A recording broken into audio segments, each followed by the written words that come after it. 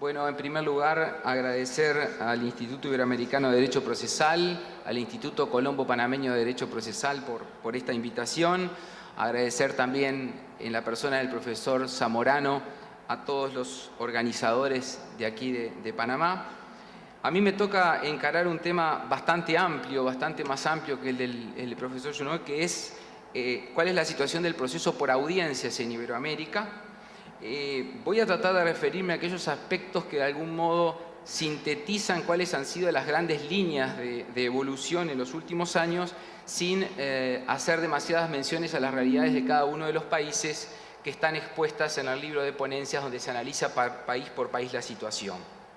Quiero agradecer en primer lugar a los informes nacionales. Hemos recibido 15 informes nacionales, o sea que estamos recogiendo la realidad de 15 países, a los que se suman además los aportes del Centro de Estudios de Justicia de las Américas, que nos ha enviado los estudios que ellos han realizado. O sea que hemos de alguna manera tratado de considerar la realidad iberoamericana. Lamentablemente algunos países no nos han enviado su relato, pero creo que tenemos una visión bastante amplia y por lo tanto un especial agradecimiento a los relatores nacionales y las disculpas porque los errores solo se me pueden atribuir a mí en la síntesis.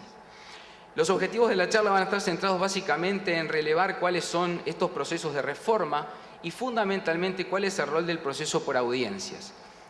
Únicamente relevamos en los diversos países cuál es el estado del proceso por audiencias. Entendido proceso por audiencias, no un proceso en el cual existen audiencias, porque en casi todos nuestros procesos están previstas las audiencias, por ejemplo, para tomarle declaración a un testigo, sino en aquellos países que han instrumentado total o parcialmente un sistema procesal moderno con la nueva concepción de proceso por audiencia que implica básicamente inmediación.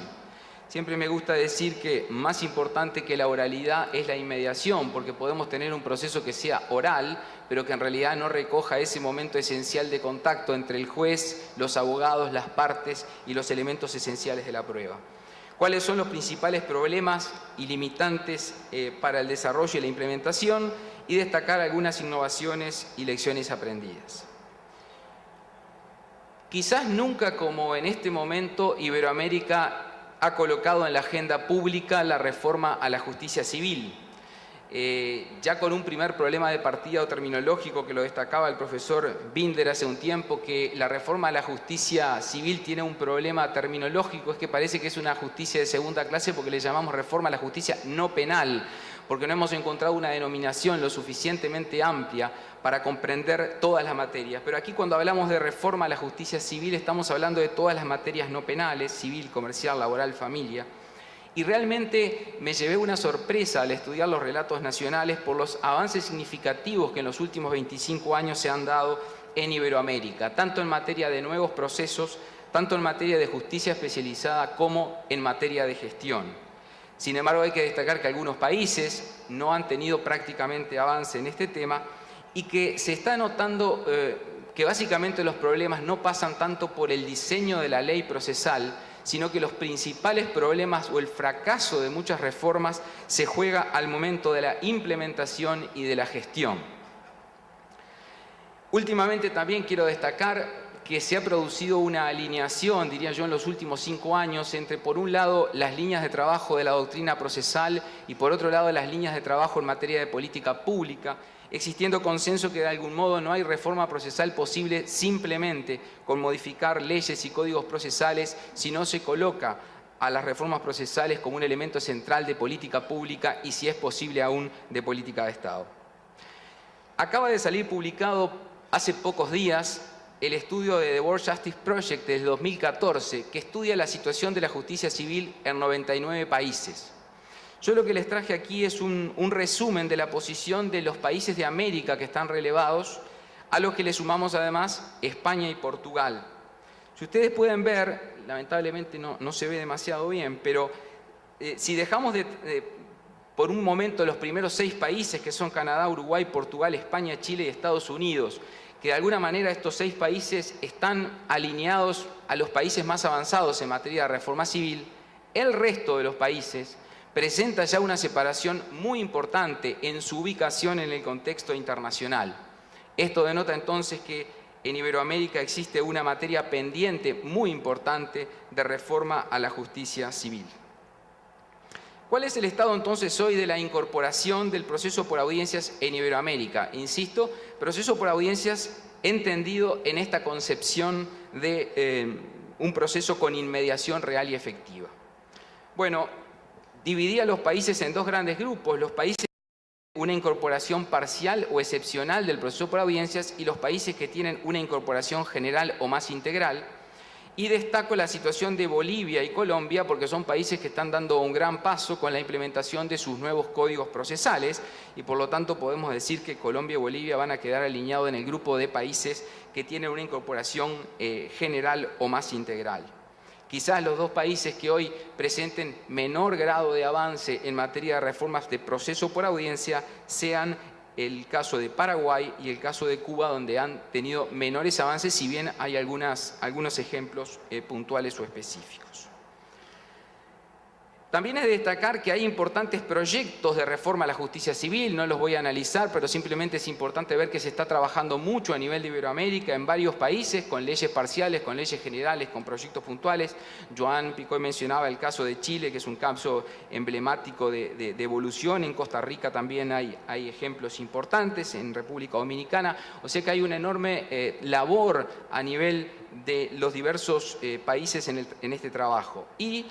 todos nuestros ojos procesales están puestos, como decía, en Bolivia y en Colombia, que son los dos países de los que podremos extraer lecciones aprendidas muy interesantes en sus etapas de implementación en este año y en los próximos años. El profesor Landoni, en la apertura del seminario, hacía referencia a la labor del Instituto Iberoamericano de Derecho Procesal,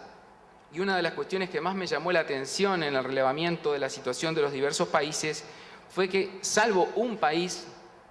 en todos los demás se mencionó que había sido importante la influencia del Código Modelo para Iberoamérica en las reformas procesales, tanto por tomar algunas ideas o conceptos generales como por tomarse varios aspectos. También se mencionan como importantes en los informes nacionales la Ley de Enjuiciamiento Civil española como modelo muy importante que ha sido considerado, y en algunos casos el Código Uruguayo, que, como sabemos, toma las líneas directrices del Código Modelo. También en algunos otros países hay otro tipo de influencias, el caso del modelo francés en República Dominicana.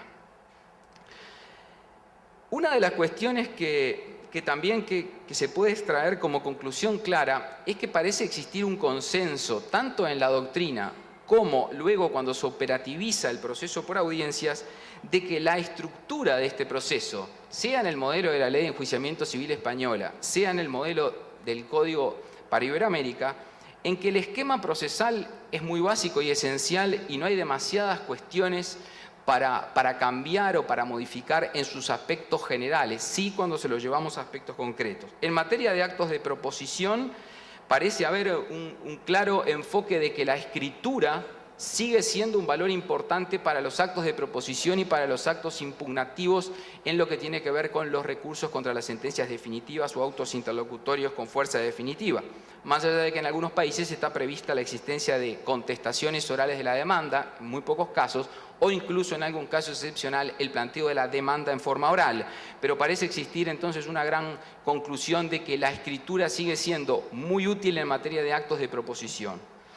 Y luego el proceso se divide básicamente en las dos audiencias que conocemos: la audiencia preliminar, que en los diversos países ha ido tomando distintos nombres, previa, inicial, preparatoria o de saneamiento, una audiencia en la que básicamente en muchos países se realiza una tentativa de conciliación intraprocesal, se sanea el proceso de los aspectos secundarios o ajenos al fondo, se fija el objeto del proceso y de la prueba y se admite y ordena ese diligenciamiento. Y luego la audiencia complementaria, llamada en otros países vista de causa o audiencia de instrucción o de juicio, en la cual básicamente se produce la prueba, se realizan las alegaciones orales y se dicta la sentencia. A su vez, se da en casi todos los países también que para aquellos procesos que requieren una mayor urgencia se adopta una estructura simplificada donde se resumen las dos audiencias en una audiencia única, lo cual ha tenido bastantes problemas de diseño y de funcionamiento. en la medida que al realizarse una audiencia única hay una enorme labor que debe realizarse en materia de ordenación probatoria antes de la audiencia, que ha complejizado el modelo, y un modelo que parecía muy sencillo y muy adecuado a los procesos de urgencia no ha rendido los frutos que se esperaban cuando se comprimen las dos audiencias en una sola. También se constata que prácticamente todos los países siguen el modelo de doble instancia, y todos sabemos que el modelo de doble instancia plantea problemas complejos en lo que tiene que ver en la inmediación en la segunda instancia. O sea, la segunda instancia, el contacto entre el tribunal de segunda instancia y el juez, los abogados y las partes, se ha debilitado, más allá de un tema que vamos a ver ahora en cuanto a la calidad de información que llega al Tribunal Superior. La inmediación en Iberoamérica, entendido como este contacto e interacción entre partes y abogados y jueces en las audiencias, ha tenido acogida en casi todos los países en el modelo teórico, pero ha tenido enormes problemas de implementación práctica, porque no se han regulado mecanismos legales adecuados para establecer sanciones para el caso de vulneración de la inmediación, a lo que se suma la cuestión de la sobrecarga de trabajo, que ha llevado a ser el motivo, una de las razones fundamentales para delegar la realización de las audiencias esenciales en funcionarios. Entonces, la gran pregunta es cómo efectivizamos la inmediación en un proceso por audiencias. ¿Cuáles pueden ser los mecanismos de efectivización? Y acá tenemos que distinguir, por un lado, el juez, por otro lado, el actor, el demandado y finalmente el abogado. En lo que tiene que ver con el juez, la mayoría de los ordenamientos han optado el modelo de la nulidad de la audiencia sin la presencia del juez, pero este no es un modelo uniforme. Hay algunos países que simplemente establecen que se prohíbe la delegación, pero no prevén una conclusión expresa, o en otros países, creo el peor de los modelos, se dispone, si el juez no está, se suspende la audiencia, lo cual se transformó en la excusa perfecta para la frustración de las mismas. En cuanto a la comparecencia del actor y del demandado, son muy pocos los países en los cuales se establece que de regla las partes deben comparecer al proceso, facilitándose la comparecencia por apoderado, o sea, la comparecencia personal de las personas físicas o naturales, que está previsto como paradigma en el Código Modelo, no se regula en muchos países, siendo que en muchos de ellos se puede comparecer sin justificación alguna a través del apoderado representante. En cuanto a las sanciones por incomparecencia de actor o demandado, también hay distintos modelos en los diversos países que van desde el modelo más rígido de desistimiento de la pretensión o pérdida del derecho a modelos más débiles que regulan multas, del mismo modo en la esfera del demandado. He de destacar también que, contra lo que uno podía presuponer, sobre todo en relación a algunos países, son bastante excepcionales los casos de asistencia letrada eventual, sino que la asistencia letrada es obligatoria en casi todos los países, salvo casos muy excepcionales. La cuestión esencial o el gran dilema que se plantea en cuanto a la inmediación es cómo hacer para que el proceso deje de ser una cuestión simplemente de abogados para transformarse en una cuestión que involucre a las partes. Por eso una de las grandes preguntas cuando se está diseñando una reforma es hasta qué grado y en qué circunstancias vamos a prever la comparecencia personal de las personas físicas o naturales.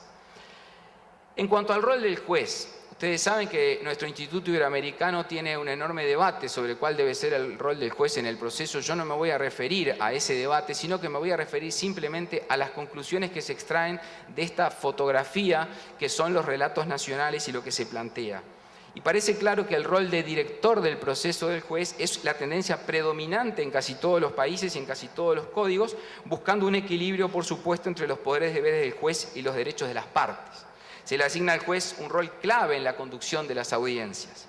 Nosotros preguntábamos si en los países se dan casos de abusos de autoridad por parte del juez, y realmente los casos reportados en materia de ejercicio abusivo de poderes y deberes por el tribunal son muy escasos en los relatos nacionales. Por lo tanto, podemos decir que, al menos de estos análisis, no surgiría que el rol de director del proceso le haya asignado al juez una función que de alguna manera afecte el debido proceso de las partes.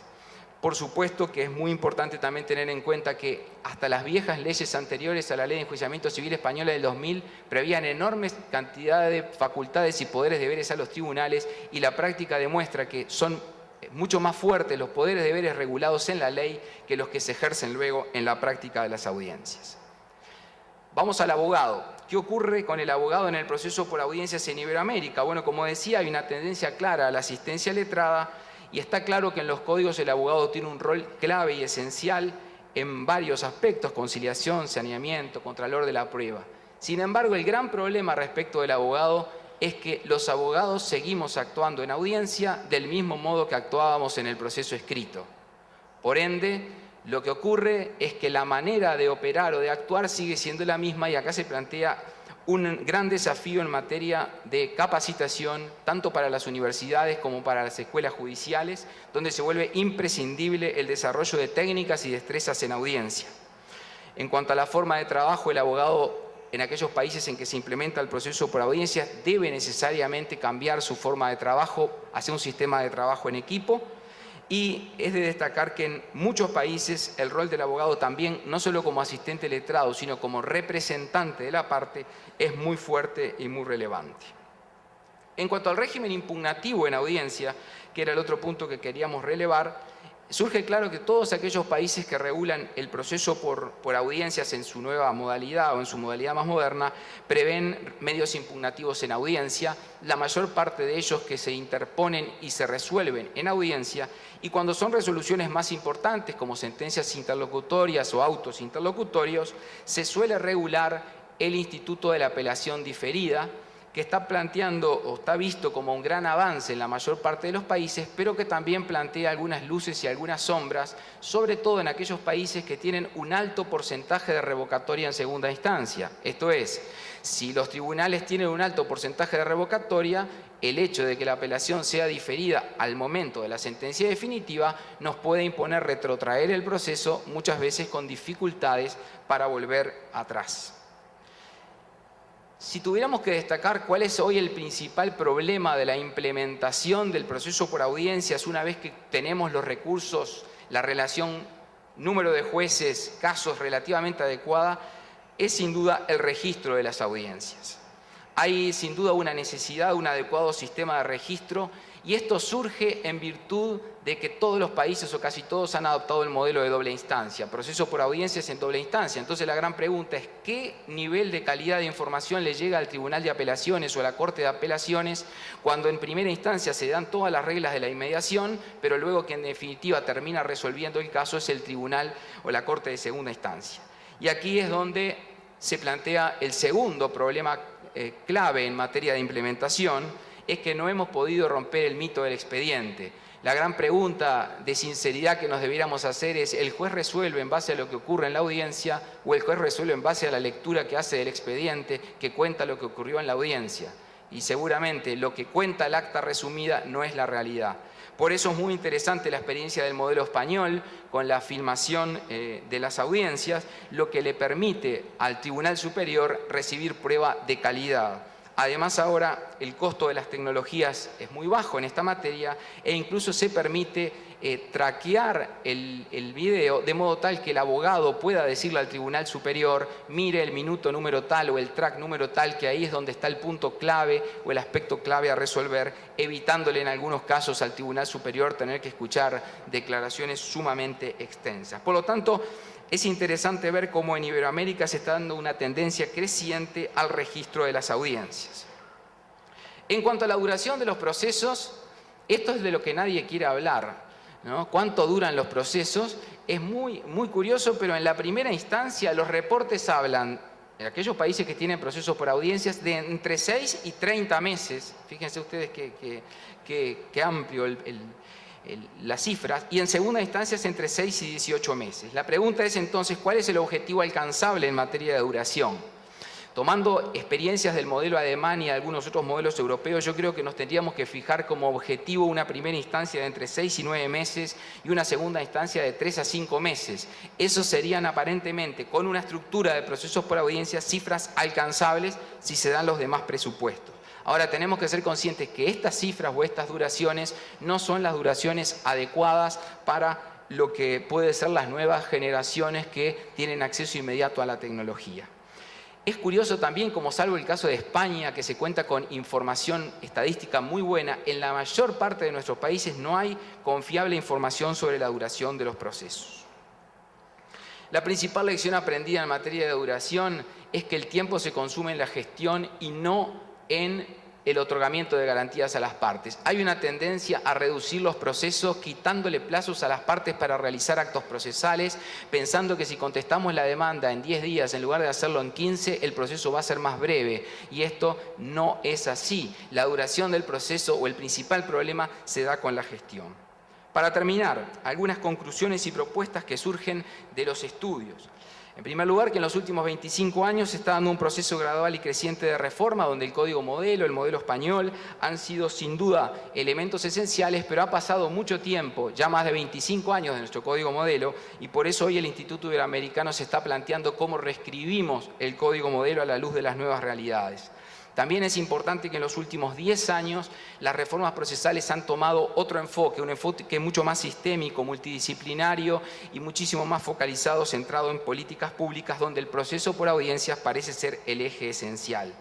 Por lo tanto, la reforma de la justicia civil tiene un modelo complejo que requiere, por un lado, rendición de cuentas, transparencia e independencia judicial como elemento fundamental y, por otro lado, ver la reforma del sistema de justicia justamente como eso, como un sistema donde la ley procesal es simplemente un elemento que debe ir acompañado de todos los demás. Se puede concluir entonces que existe coincidencia en los relatores nacionales en cuanto a que la estructura procesal del proceso por audiencias es la más adecuada, debiendo hacerse una distinción entre la justicia especializada y el proceso especial. No necesariamente justicia especializada y derecho sustantivo especializado debe derivar en un proceso especial. Se está viendo una tendencia en Iberoamérica nuevamente a ir construyendo estructuras procesales distintas para materias distintas en lugar de regular algunas especialidades para procesos especiales. La preeminencia de la doble instancia plantea un problema de diseño que ya mencioné. La clave parece ser efectivizar la inmediación en la audiencia. El rol del juez preeminentemente de director surge también de las conclusiones y también las dificultades para el cambio cultural de abogados y jueces que seguimos actuando muchas veces en procesos